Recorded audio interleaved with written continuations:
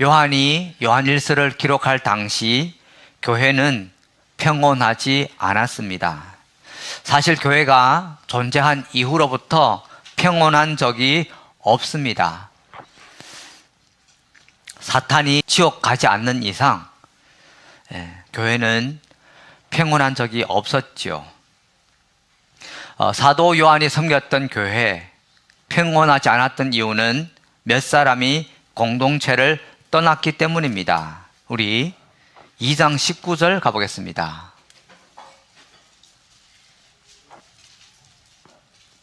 그들이 우리에게서 갔지만 그들은 우리에게 속한 자들이 아니었습니다. 몇 사람이 교회를 떠났다라는 것입니다. 떠난 원인은 거짓 교사들이 등장하여 선동을 했기 때문입니다. 어떤 선동을 했는가? 2장 22절에 나옵니다. 누가 거짓말쟁이입니까? 예수가 그리스도이심을 부인하는 사람이 아니고 누구겠습니까? 아버지와 아들을 부인하는 사람이 곧 그리스도의 적대자입니다. 예수가 그리스도이심을 부인하는 사람들, 예수가 구원자이심을 부인하는 교사들이 등장해서 선동을 했습니다.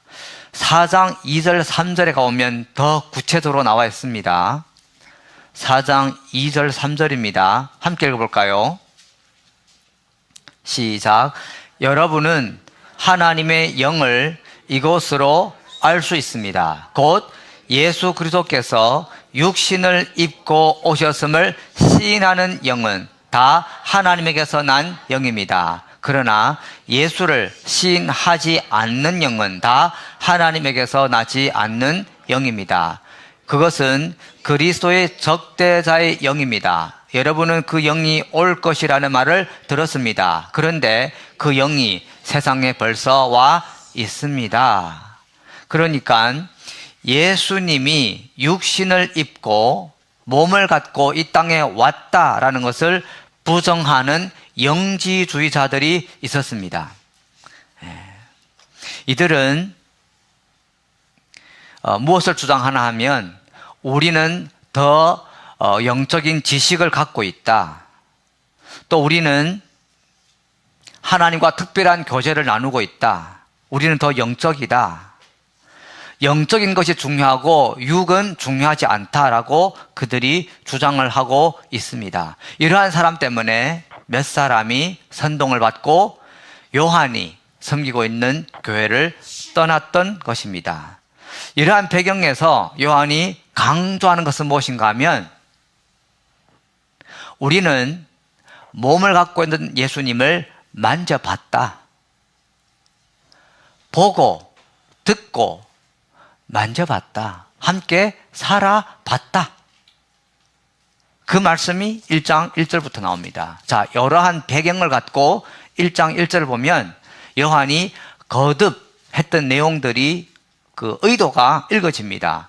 자, 1장 1절 제가 읽어드릴게요. 이 글은 생명의 말씀에 관한 것입니다. 이 생명의 말씀은 태초부터 계신 것이요, 우리가 들은 것이요, 우리가 눈으로 본 것이요, 우리가 지켜본 것이요, 우리가 손으로 만져본 것입니다. 여러분, 이 생명의 말씀 누굽니까? 예수님입니다.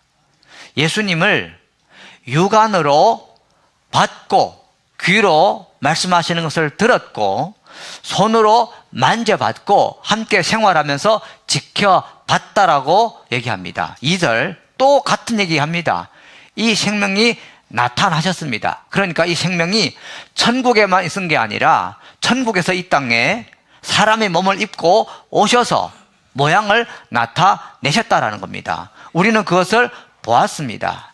그래서 우리는 이 영원한 생명을 여러분에게 증언하고 선포합니다. 이 영원한 생명은 아버지와 함께 계셨는데 우리에게 또 몸을 입고 나타나셨습니다 라고 얘기합니다. 3절 우리가 보고 들은 바를 여러분에게도 선포합니다. 우리는 여러분도 우리와 서로 사귐을 가지기를 바라는 것입니다. 우리의 사귐은 아버지와 또 그의 아들 예수 그리스도와 함께하는 사귐입니다. 자, 앞을 보시겠습니까? 이때 이 거짓 교사들은 영지주의에 빠져 있었어요. 영지주의자라고 하는 것은 영은 거룩한 것이고 육은 부패한 것이다, 부정적인 것이다, 속된 것이다, 이렇게 이분법으로 분리를 한 이런 사상이죠. 영지주의자라고 합니다. 이들은 뭐라고 하냐면 이 구원이 모든 사람에게 보편적으로 허용된 게 아니라 극소수의 엘리트 사람들에게, 극소수의 영적인 사람들에게만 주어졌는데 본인이 그 영적인 극소수의 영적인 사람이다, 엘리트다라고 하는 거예요. 그러면서 그 영지주의자들이, 거짓 교사들이 강조하는 게 뭔가 하면 나는 영적이다, 나는 너보다 영적이다, 나는 저 사람보다 영적이다, 그리고 나는 하나님과 좀 특별한 사귐을 가졌다, 나는 주님과 1대1로 소통한다 하면서 이렇게 하나님과 사귐을 강조하는 거예요. 그런데 요한이 얘기합니다. 자, 나는 예수님과 함께 생활했던 사람이야. 나는 예수님과 함께 밥도 먹었어, 잠도 잤어, 화장실도 같이 갔어. 나는 그분이 손을 만져본 적이 있어. 그러니까 선동받은 사람이 떠났는데 남은 사람들이 흔들리고 있는 거예요. 만나고 있으니까 계속 흔들리고 있는 겁니다. 평온하지가 않습니다. 그래서 남아있는 사람들에게 기쁨을 상실하고 혼란 가운데 있는데 주 예수 그리스도 안에서 하나님과 사귐을 가지고 기쁨을 회복해라 라는 취지에서 요한이 요한일서를 기록합니다.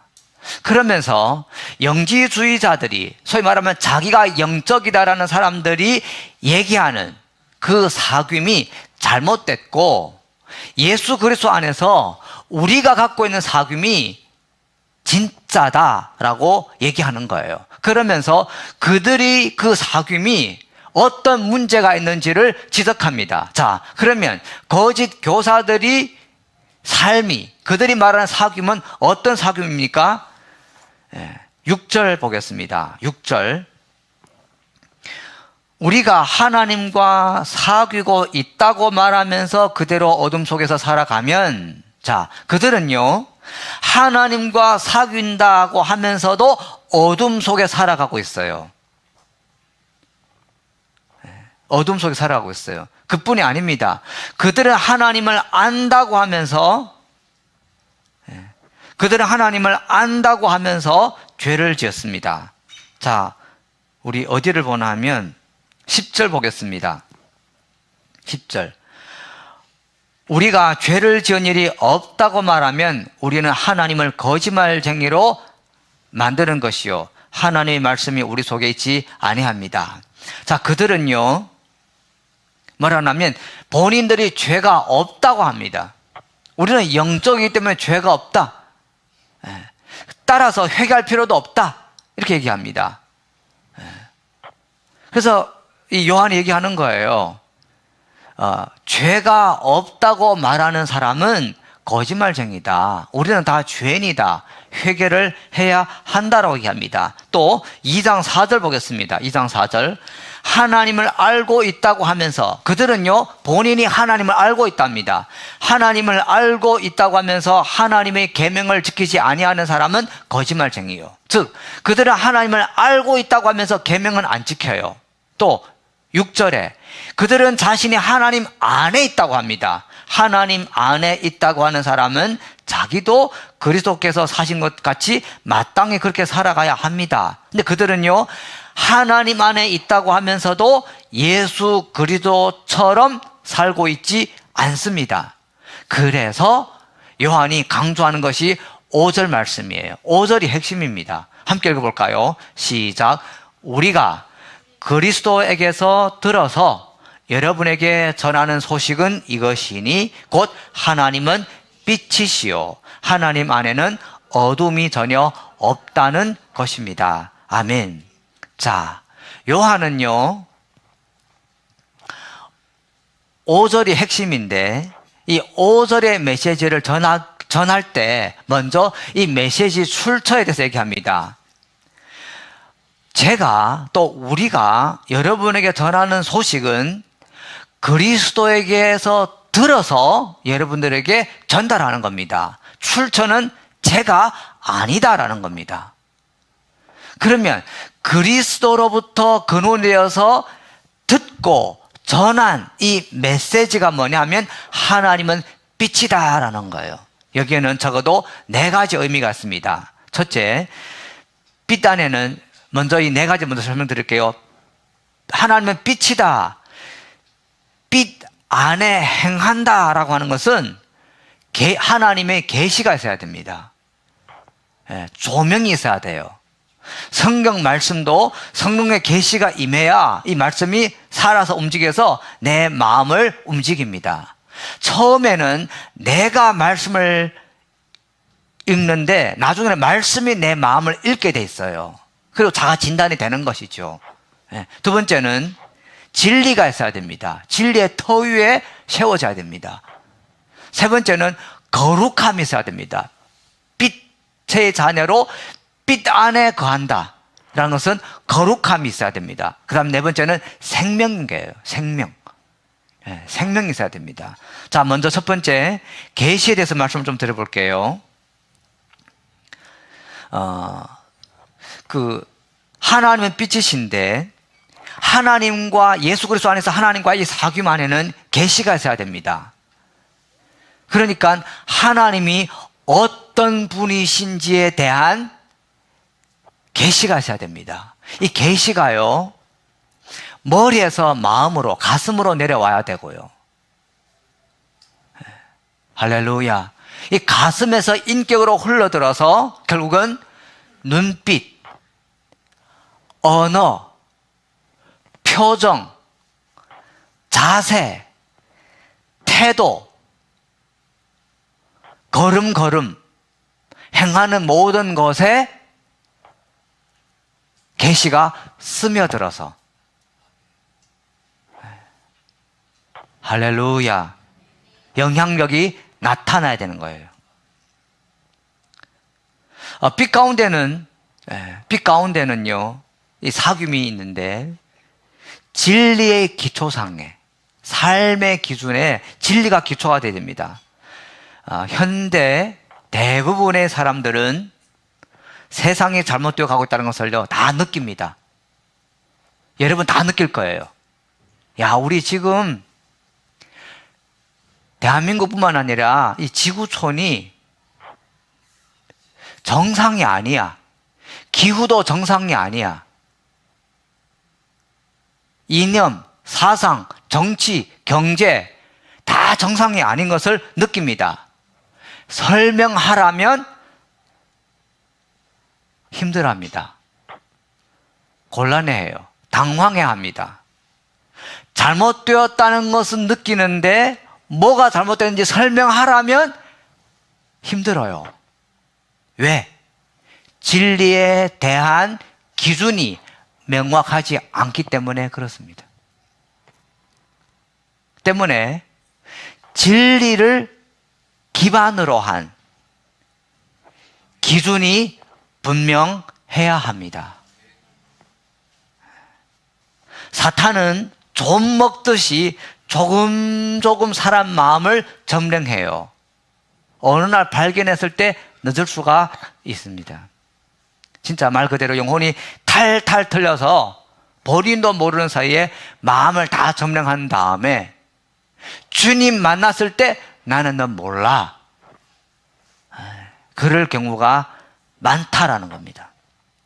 그래서 경각심을 가지고 늘 겸손하게 주님 앞에 무릎 꿇을 필요가 있다. 아멘. 그 다음 빛 가운데 행한다. 하나님 빛이다라는 것은요 거룩함입니다. 하나님은 죄와 공존할 수가 없어요. 우리에게 고통을 가져다 주는 것은, 저에게 고통을 가져다 주는 것은 환경이 아니라 죄악입니다. 환경이 파괴되고 환경이 안 좋다. 그 원인도 죄에서 온 것이고, 죄는 하나님과의 관계가 깨어진, 하나님을 떠난 결과입니다. 그래서 여러분, 환경이 어렵다. 그 뿌리는 죄에서 온 거예요. 그래서 죄를 가볍게 여겨서는 안 되는데, 우리 이 사회, 문화는 죄 짓는 것을 가볍게 여깁니다. 이유가 세 가지가 있습니다. 첫째는 죄보다 감정을 기준으로 삼는 문화입니다. 상처 주지 않으면 괜찮아. 또 너만 괜찮으면 되는 거야. 라는 감정을 기준으로 하는 문화입니다. 진리보다는 기분이 중요한 거예요. 기분이 안 좋아도 진리를 택해서 나가야 될 줄 믿습니다. 아멘. 네. 기분대로 살면 진리를 행할 수가 없어요. 네. 두 번째는요, 개성과 선택을 중요시합니다. 이건 내 개인의 취향이야. 내 개인의 라이프 스타일이야. 나는 성격이 원래 이래 하면서 행하는 거예요. 세 번째는 책임보다 이해를 강조합니다. 그러니까 이런 거죠. 트라우마가 있으니까, 상처가 있으니까 그럴 수밖에 없잖아 하면서 타협하고 받아주다 보면 이제 당연시하게 되는 거예요. 최근에 어떤 재판 현장을 이렇게 실시간 방송에서 이렇게 하는 걸 봤어요. 실시간으로 하는 걸. 그러니까 변호인이 그러는 거예요. 그 사람은 심리적으로, 정신적으로 질환 있는 사람이에요. 그러므로 단죄하면 안 됩니다. 그런데 폭행을 당한 여성은 어떡합니까?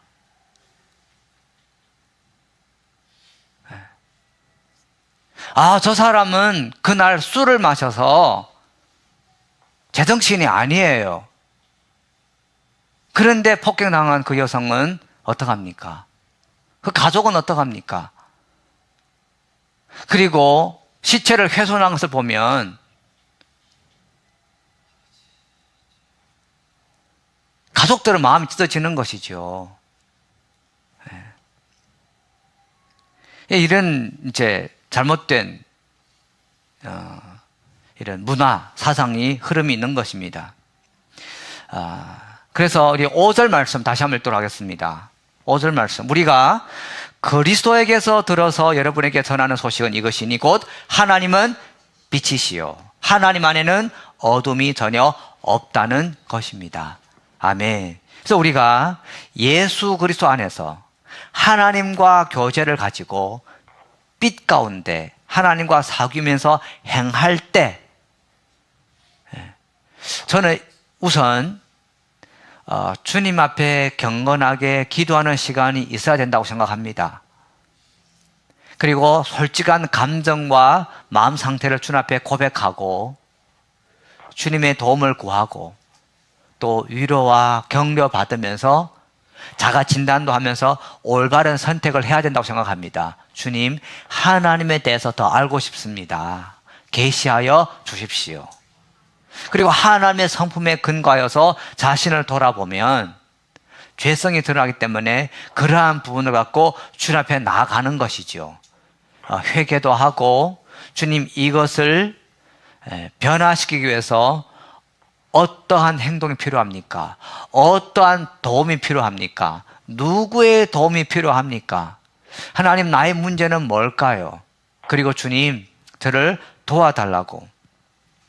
그 다음, 하나님, 내 생각 가운데 진리에 근거하여 기준이 정확하지 않은 부분을 다시 한번 재정리해달라고 하면서 우리는 공부를 해야 됩니다. 할렐루야. 세상의 공부는요, 제가 말한 세상 지식을 얘기하는 것이 아니라 하나님을 알아가는 데 있어서의 공부는 끝이 없어요. 또 하나님을 아는 만큼 자신도 알아가야 됩니다. 세상에 모든 것을 알기 쉬운데 알기 잘 어려운 것이 자신이에요. 그래서 자신을 객관적으로 보는 것이 지혜로운 것입니다. 근데 영지주의자들은 나는 영적이요, 나는 달라, 나는 엘리트야, 당신은 달라 하면서 이렇게 자신을 성찰하지 않고 그 다음 어둠 가운데 죄를 지으면서 나는 죄가 없다면서 사는 거예요. 근데 요한은 얘기합니다. 그렇지 않다. 우리는 회개해야 된다. 주님께 자백하면 주님 우리 죄를 용서하여 주시고 용서받는 은혜에서 샘을 얻는다. 아멘. 그래서 여러분, 건강한 신앙은 주님 앞에서 있는 모습 그대로 드러내놓고 해결하는 거예요. 묻어두는 게 아니에요. 물론 직면하기 위해서는 용기가 필요하죠. 할렐루야. 그리고 공동체가 연약함이 드러났을 때 긍휼한 마음으로 기다려주는 분위기가 필요합니다. 그것이 영적인 분위기입니다. 여러분, 이해해 주는 것과 용인하는 것은 다릅니다. 죄를 용인해 줄 수는 없어요. 그러나 연약함은 우리가 이해를 해줘야 돼요. 왜? 사랑을 받지 못했을 수도 있고 아픔이 있을 수도 있고 공부를 못해서 아직 모를 수도 있어요. 그래서 이해는 해주고 기다려주지만 죄는 용인 못하는 것이죠. 그래서 이런 밸런스가 필요한 것입니다.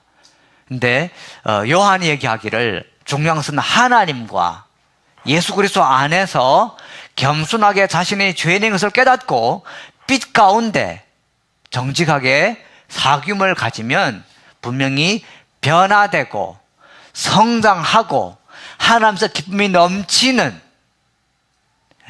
그래서 숨길 필요 없는 광명정당하게 당당하게 살 수 있는 확신, 담대함으로 살 수 있다는 얘기입니다. 여러분, 이러한 확신에서요 기름 부음이 나옵니다. 우리가 살아갈 때 내 자신에 관한 일들을 모든 사람에게 다 오픈할 필요는 없어요. 그러나 오픈한다 하더라도 당당할 만큼 정직하고 양심껏 최선을 다해서 살 때 그것이 기름 부음입니다. 아멘. 그것이 빛의 자녀이고 그것이 하나님과 사귐을 가지는 사람입니다. 그러한 은혜가 우리 모두에게 넘치기를 예수님 이름으로 축복합니다.